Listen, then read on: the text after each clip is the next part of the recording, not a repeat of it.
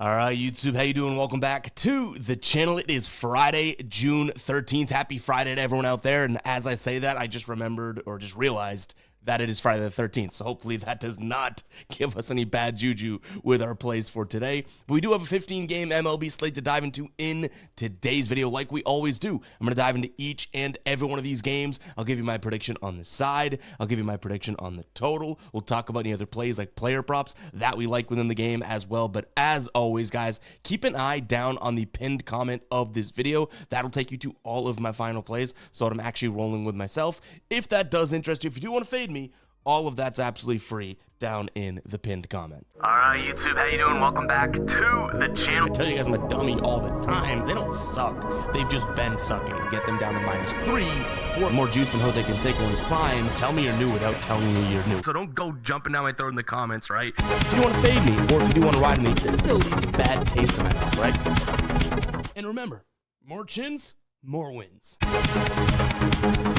In terms of yesterday, just some mediocre 4-4 MLB action. I will say some of those plays, like the Cardinals, we doubled down on that one. Half unit on the money line, half unit on the first 5, kind of fading Jacob Miso Soup or whatever his name is. That kid's good, and the Cardinals bats did not show up. Twins money line, that may be one of the worst looks of the year. We were on the live stream, kind of live sweating that one out. And when I say sweating it out for like one inning. They got absolutely smoked. But shout out to everyone that did tune in to the live stream. In terms of our winners, the Tigers money line and Orioles team total under, that comes through. Tarek Skubal there to record a win for plus money. That cashes. And then Brian Reynolds, baby. We got the monkey off our back. Brian Reynolds, finally, we cash an under with him. So that feels pretty damn good. But like I said, a 4-4 night. We did have a cash in the ride of the day coming from Victor, pumping some crowd noise for him. He went with Miso Soup as well, over 1.5 walks. The kid making his MLB debut, guess what? 4 walks. What a really good call for the ride of the day. If you guys don't know what the ride of the day is, it's simple. Just use that hashtag ride of the day or ROTD down in the comments. Give me your favorite play of the day. I jump on board with one person's play each and every day. Give you a shout out in the next video, win or loss. If you win, like we see Victor did right here, right? We continue to ride with your play and you get to go on a little bit of a streak. Once you do lose, though, the streak is over and, you know, we do got to face the music and you got to face the womp womp there on the screen. We'll drop it on the soundboard. So if you lose your first time or you lose during the streak, it is what it is. You still get the shout out though. So go ahead and drop those hashtag ride of the days down in the comments. Looking forward to seeing what Victor throws our way today, because I thought that was a really, really good call yesterday, and it ultimately ended up being a really, really good call. So shout out to Victor there. Fading in some way, shape, or form the MLB debut of Jacob Misorowski or whatever his name is. All right, let's go ahead and dive into this slate, guys. Hit that like button, hit that subscribe button. Let's get rocking here. We got the Cubs taking on the Pirates. We did cash 2 plays in this one yesterday. We had the first 5 under and that Brian Reynolds spot as well. I kind of want to go first 5 under yet again. We have Cade Horton on the mound for the Cubs going up against Paul Skeens.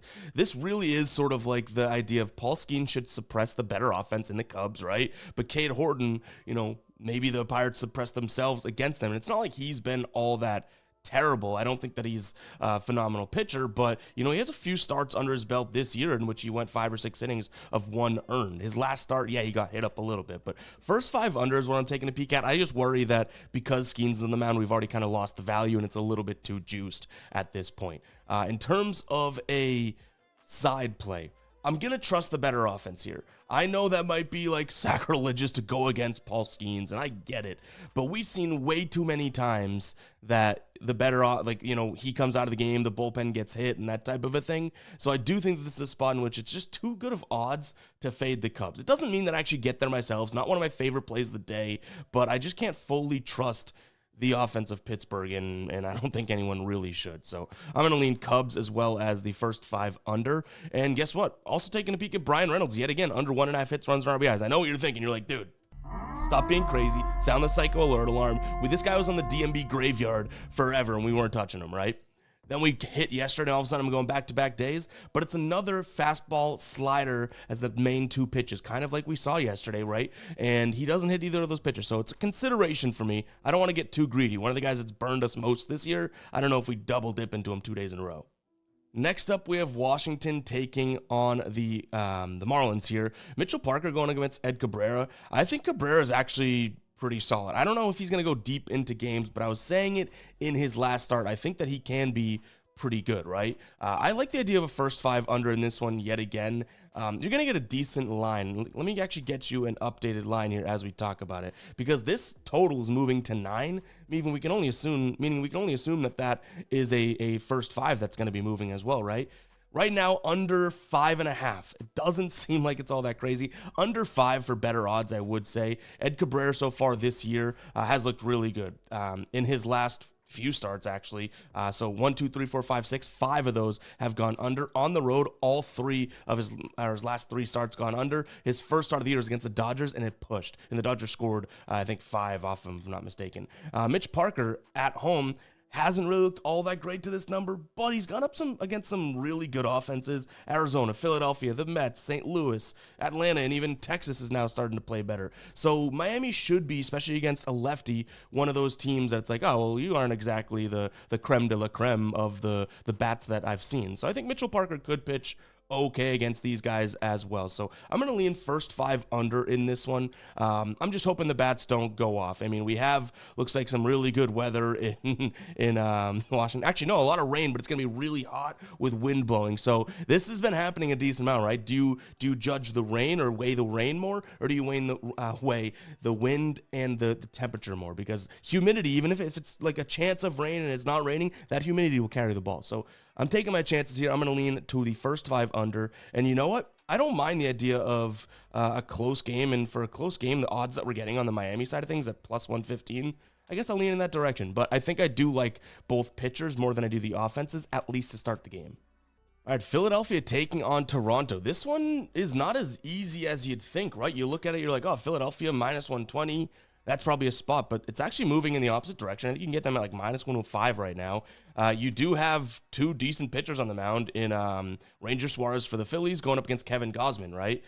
Ranger Suarez has been phenomenal. Nothing short of that. At one point, I think 1 ERA over his last 5. On the season here, he's got a 2.7 ERA. A little bit of struggles at home, only relative to him on the road. So it's not like he's actually been struggling, right?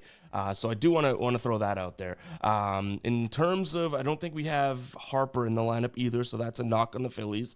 But even still, you kind of come into this being like, oh, Philly's the better offense. This Toronto team has been phenomenal, and number 1 in both average and on base percentage against lefties over the last 30 days. Number 2 in WRC plus, strikeouts, walks, OPS, slugging. Is Toronto's squad probably, you can't go wrong taking them, as of right now. I do think the Phillies hit a little bit better at home. I will say that on the season, they're averaging almost 5 runs per game at home, whereas Toronto's struggled a little bit on the road, but that's because they struggled at the beginning of the year. I think this is going to be a fairly close game. I ultimately will lean towards the Philadelphia Phillies just because they are at home. But if Toronto is at home here and you're still getting the same odds, I think that's the direction I'd lean in. So this one is very much razor thin, and I think a lot of people are going to be able to justify plus money behind Toronto, but I do think that Ranger Suarez should go out there and pitch pretty damn well. Kevin Gausman has some mediocre numbers against the current Phillies roster, so the guys that make up that team. 135 in terms of plate appearances, so they've seen him a ton. 246 average against, but an expected batting average jumping a few points at 263.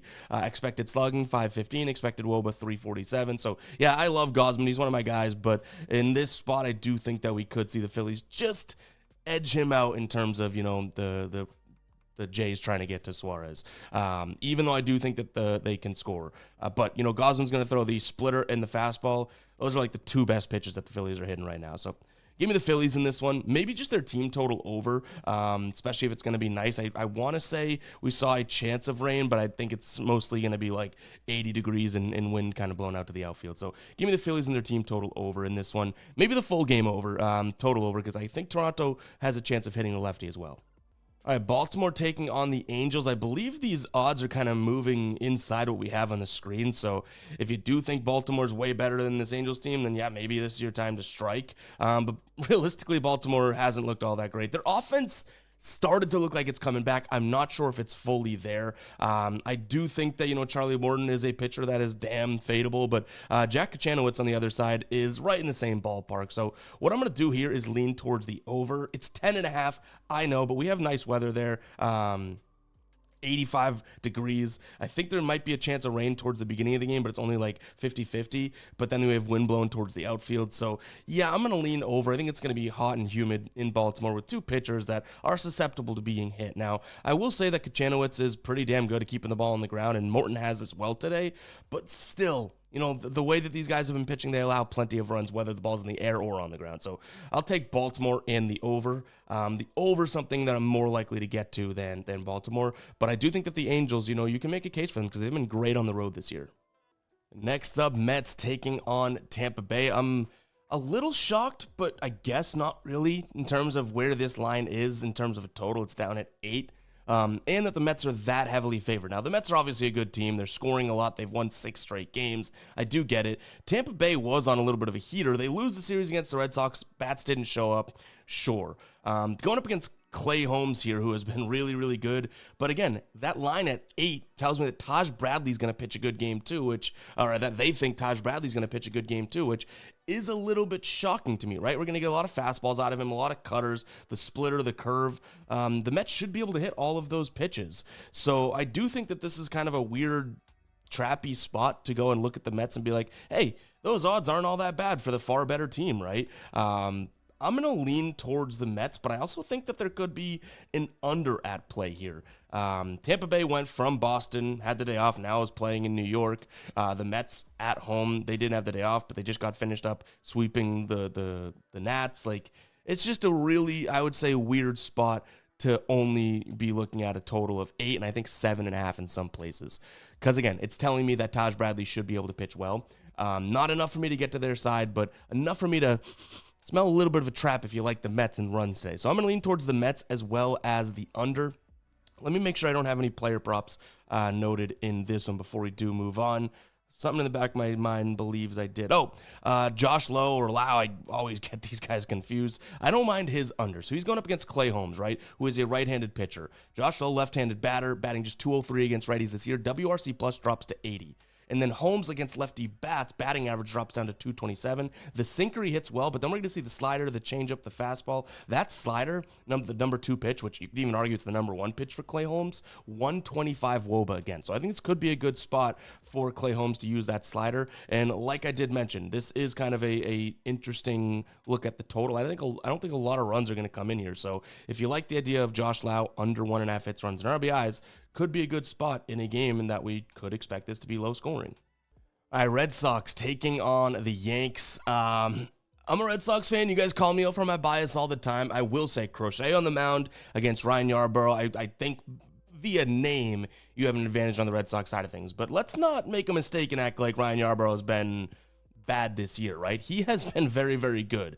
Now, I'm going to start with a player prop here because it is Ryan Yarbrough related. I like the idea of him and his over 15.5 outs line. Now, right now you're getting plus 150 over on Novig. I have a link for that Novig down in the description, guys. You're going to get great odds. It's a social sportsbooks exchange. So go ahead and check it out because everywhere else is in the minus 120. So first and foremost, I like the plus 150 because of the value. Secondarily, this is a Yankees bullpen that did use, Williams 2 games in a row, Leiter 2 games in a row. They pitched a few arms yesterday. They may rely a little bit heavier on Yarbrough today than normal. So for the plus 150, I think it's worth like a third of a unit or a quarter unit type play. Do I really think that he's going to go out there and pitch, 16 outs or 6 innings, which would be 18? Odds are no, but I think the plus 150 is worth it. I think there's a 50-50 shot today that he pitches 16 innings, or not 16 innings, 16 outs, right? Which would be just pitching into the, he'd pretty much have to pitch 5 innings and pitch 1 more inning, which he's done twice this year. So there's value there, okay? I'm not saying it's a lock, but I think it's worth a little bit of sprinkle if you can get it at odds, in the plus 130s to plus 150s. Anyways, back to this game. I think that you're missing out on something if you don't take the Yankees at a plus 140 price tag. As much as it pains me to look at Crochet and know he's a beast, Red Sox at home, they've now been winning some games. I get it. I don't think that I can bet this myself because I am a biased fan, but I think the Yankees are the move today. I don't think they're going to hit Crochet, but the minute we go to the bullpen and stuff, they can. And if Yarbrough's doing his job, Crochet's doing his job, we're going to have like a coin flip game at the end of the game, and you're going to have a ticket with the Yankees plus the money. That's probably where I go. In terms of a total, I don't necessarily mind an under. I'm believing in both of these pitchers today. The Red Sox good against lefties, Yankees good against lefties, but these two pitchers are good, and Yarbrough's been really good on the road this year. Real quick, guys, I almost forgot. We do have the NBA Finals tonight, and Sleeper's hooking up with a free square. Shea Gilgeous-Alexander, 0.5 point square. If you sign up today, you're also going to get your first deposit matched up to $100. You gave them 100, they'll give you a free 100. You now have a balance in there of $200 to play with. Really, really fun and cool app, guys. They have so many offerings. And speaking of offerings, this is a free square, but they have a ton of promos live right now, like in different sports, whether it's a discounted player line, whether it's a boost, like a 30% boost on the WNBA, that type of stuff. They're doing a ton of action over there on the Sleeper Picks app. So go check it out, guys. That link will be down in the description. I'll also put it right in the pinned comment for your convenience, or just sign up using code GUYBOSTON. I've been rocking with Sleeper for years, and they haven't let me down. And anyone that's tried it knows how cool the app is, because again, these DFS apps are all about the promos and the value you can get there, right? Sleeper has you covered with all those promos, and they have all the alternate lines, and they pretty much have every single line that the sportsbooks out there actually have. So go check it out, guys. If you like player props, you can pick more or less on these. That link will be down in the description, as well as the pinned comment. Absolutely love Sleeper, always have. I think if you check it out and it's available in your state, you will too. Let's jump back into these games here. Detroit taking on Cincinnati. Nick Martinez, Keider Montero. I would say that, somewhat of these numbers, what we're going to look at and whatnot, favor Detroit, but their offense really hasn't been all that tremendous. I think that they're going to be a little bit better with guys on base, getting them home. I get it, but let's not act like Nick Martinez is some schmuck. I don't want to sit here and act like he's a fantastic pitcher, but I think that he has enough in him to be able to, combat anything that Keider Montero is going to throw at Cincinnati. And also this Cincinnati offense, hopefully they can kind of just stay in the green and keep going, right? So yeah, for plus money, I think there's enough here for me to like Cincinnati again, kind of hoping that their offense, so they went on a little bit of a streak, and then it was 1 and 2 runs scored in their last 2 games. You got to be very, very careful when you dissect the Cincinnati offense, because they'll go on these droughts, and we got to make sure that today isn't necessarily a drought. So this is probably more of a lean than we do actually get down, but I think Nick Martinez, for the most part, has been someone that you can back. The teams that he's gotten hit against are like good teams, and Detroit isn't really one of those good teams as of right now. I will say, though, Keider Montero has been very good. So if he shuts down Cincinnati, it also wouldn't surprise me. That's kind of why I'm saying it's a lean. So give me Cincinnati, but I think one of these teams gets to the pitcher, one doesn't. So maybe a slight lean to the over, but you can tell I'm a little weary about this one, because there are arguments on both sides. Like I even said, a lot of what you'll look at probably points to the Tigers today. They're at home. Maybe their bats get right, but I do think Cincinnati will be able to score when they need to, especially later on in the game.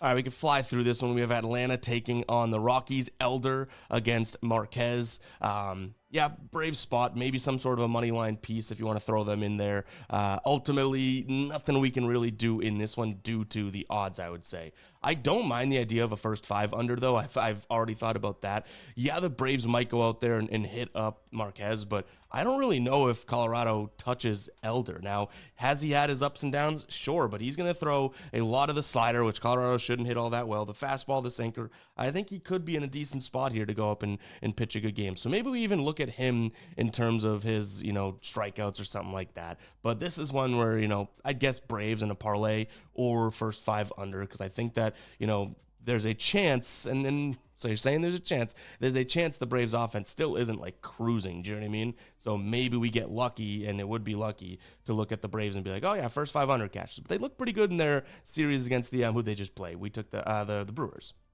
Another one we can kind of fly through here. We do have DeGrom listed as a pitcher, but I've also seen Dane Dunning. So DeGrom is obviously a way different animal than Dunning, right? If Dunning goes out there and pitches, I don't even know if Dunning has any starts so far this season. I know he's pitched a couple innings, but that's about it, right? And I think that was at the beginning of the year. So if it's Dane Dunning, the White Sox may be the look, because I don't think he's all that good. You have Hauser on the other side of things, who isn't terrible, right? So if DeGrom pitches, yeah, Texas is probably a parlay piece.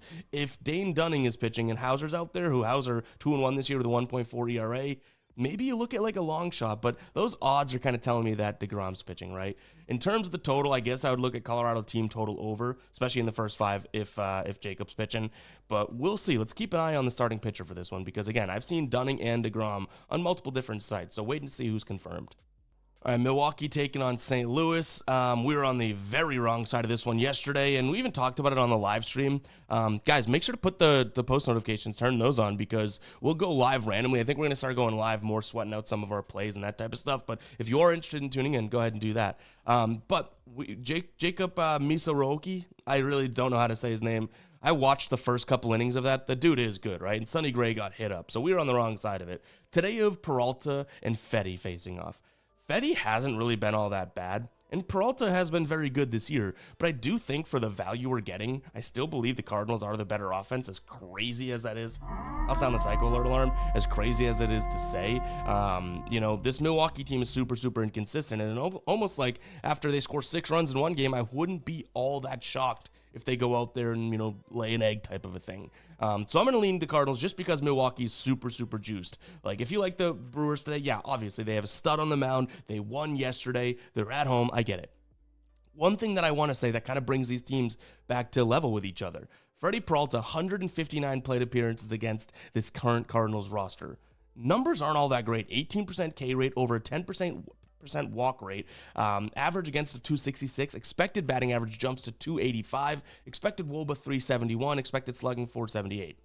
Eric Fetty isn't all much better, so I'm not saying like that's the thing, but if both of these pitchers do get hit, then I think the Cardinals can score some runs late in the game. But Eric Fetty specifically, 116 against his team in terms of plate appearances, a 11% walk rate, a 12% walk rate, an 11% K rate, average against 400, expected WOBA 406. So both these guys might be able to get hit up today. I'm going to look at the over. Now, I think the Brewers, again, could be kind of sporadic offensively and whatnot, but these starting pitchers, I don't know if they're in the best of situations here. I'm going to lean over 7.5. Last time we did see Peralta pitch against this team, he went 5 1/3, allowed 3, and then Fetty actually went, I think that was earlier this year, right? 5 2/3, allowed 7. So maybe we do see some runs from these two pitchers today. I'm going to lean towards the Cardinals and the over. All right, Kansas City just got swept by the Yankees. Now they take on the A's, and you probably are like, wow, what a nice spot for Kansas City. And I think you're right. Like, you get swept by the Yankees. Isn't it nice to have the Oakland Athletics that can't seem to win a game for their life to come into town? It's not even like the Royals had to travel from Kansas City to Sacramento or anything like that. So, yeah, this is probably a Kansas City spot for me today. Michael Wacha, I will admit, gives me a little bit of pause here. And I do think that we could be concerned a little bit. But ultimately, Luis Severino, I don't think is this shutdown guy that the A's even thought that he was going to be, right? He's been getting hit up over his last few starts as well by Baltimore, Minnesota. Houston got to him. Actually, Houston didn't, which is kind of funny because Houston was at home. But Michael Wacha, I think, should be primed for a decent little, spot here. I mean, has he been all that fantastic? No, I can't lie to you and say that he has. That being said, he's going to throw, a lot of mixy pitches that outside of his main pitches, fastball and changeup, which, to be fair, the Athletics do hit well, but you go to the cutter, second to last in the league in terms of hitting that. The slider that he's going to throw a little bit of the time, bottom 5 in the league. The sinker, the curve, kind of in the same boat, right? So I do think that this is a spot in which Kansas City kind of has a starting pitching advantage, the bullpen advantage. You can make the argument that their bats can be just as bad as the A's. I get it, but to me, I think I'm going to lean towards Kansas City, especially at home. This is a team that can run the base paths very aggressively if they get guys on and that type of stuff. So I kind of like that. And Luis Severino only has a 7.4. This is a bad number, by the way. 7.4 swing and miss rate this year. So if it's going to be warm, if we're going to have some nice weather, I like the idea of the Royals being able to put some runs in. One thing that we could do, now that I think about it, right, is why don't we take a peek at the Royals and their team total over? If we can get this at 3.5, I love it.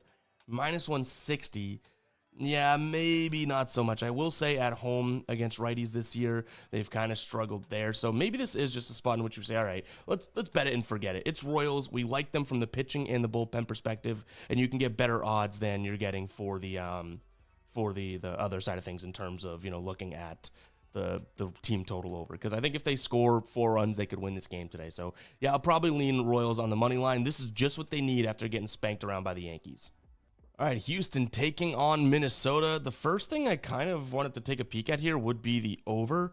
In our model, which is scorepredicts.com, SCOREPREDIX, so predict spelled with an X, scorepredicts.com, we do have our daily projections for runs scored and whatnot every single day. We do have this one at a 4-4 game, so that means that it would get to 9 because of the 4-4. You can't end on a tie, right? So I do like the idea of a slight over here, and based on the pitching, I think we could see regression out of both Colton Gordon, who has been decent, right? But even still, we can expect some runs out of him. And then Chris Paddock, who's been damn near fantastic, pitching late into games, pitching really well. And, even against Toronto, who's a really good ball club right now, pitched really well in his last starts.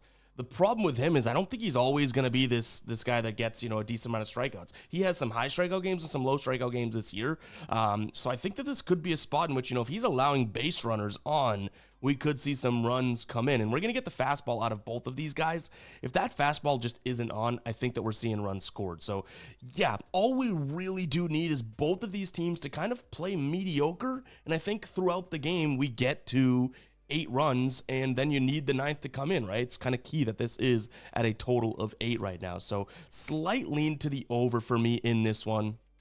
And it's probably something that we play, but even if we do play it, I will say I'm kind of thinking this is like a more so a half unit play or something like that, when there's a lot of other things that we're liking today that are more so, full unit spots. So yeah, we'll keep an eye on the final play to see, our confidence level on that. But I like the over. I would probably say if we're looking for runs in this one, I think I would trust Houston at home. Like I said, Paddock probably due for some regression, right? I'm hoping for that. And then we have Colton Gordon. Hopefully he can just kind of hold down the fort enough for Houston to score more runs in Minnesota. So yeah, over is probably what we're going to play. But if I did have to pick a side, I think it makes sense to take a peek at the Houston Astros because they're at home. I almost couldn't think of their name, even though it's right in front of me. Arizona taking on San Diego. Ryan Nelson on the bump going up against Steven Kolick. A lot to say about both these pitchers. In fact, Nelson's been pretty good at home. Kolick's been pretty good on the road. I just think you have two absolutely different offenses that we're talking about here. San Diego, nothing to write home about. Arizona, I'd still put at one of the best in the league, right? Even though you could say Arizona, well, they kind of struggled against Cincinnati. What did they do in the next series against Seattle? 8-10-5. They battled right back. And you could also make the argument that San Diego had a pretty good offensive series against the Dodgers, but they got up against their rival. Now, you could still make the argument that these two teams are rivals, and I get it. But either way, I see it going like that LA series did with San Diego. It's that even if the Padres do get out there and score, right, I think that we're going to be looking at more runs from the Diamondbacks, even if it is a high-scoring game. So, yeah, I don't mind the idea of taking a peek at Arizona here in this spot. In terms of the bullpens overall, neither team played yesterday, so bullpen should be pretty good to go. San Diego's bullpen, I do give you the edge over Arizona, but I think that offensive discrepancy is enough to kind of keep me away from it. So I'm going to lean towards, I would say, Arizona. I also don't mind the idea of either their team total over or the full game over, in general. So, yeah, Arizona money line, but then also the over is something that I'm kind of kicking the idea around there as well. All right, Dodgers, the Yamamoto on the bump going up against the Giants with Logan Webb on the bump. I would say Logan Webb gives the Giants the best opportunity to win this game, but he does not have the best numbers against this LA team. In theory, he gives them a chance because, Logan Webb's one of the best at keeping the ball on the ground. Dodgers, one of the best at putting the ball in the air. We do have, no rain, nice temperature. I like the idea of the Dodgers in this one. I don't think that you can really get a consumable number. I think it's like minus 180 now. But that's still kind of what I'd lean towards. I think Logan Webb, again, does give you the best chance. And if this is a low-scoring game, maybe even Giants on the run line, plus 1.5, could be a nice little spot, right? Because I think this Giants bullpen is kind of proving that they're decent. Even though I'm kind of a naysayer on them and whatnot, I do think that they've been pretty good.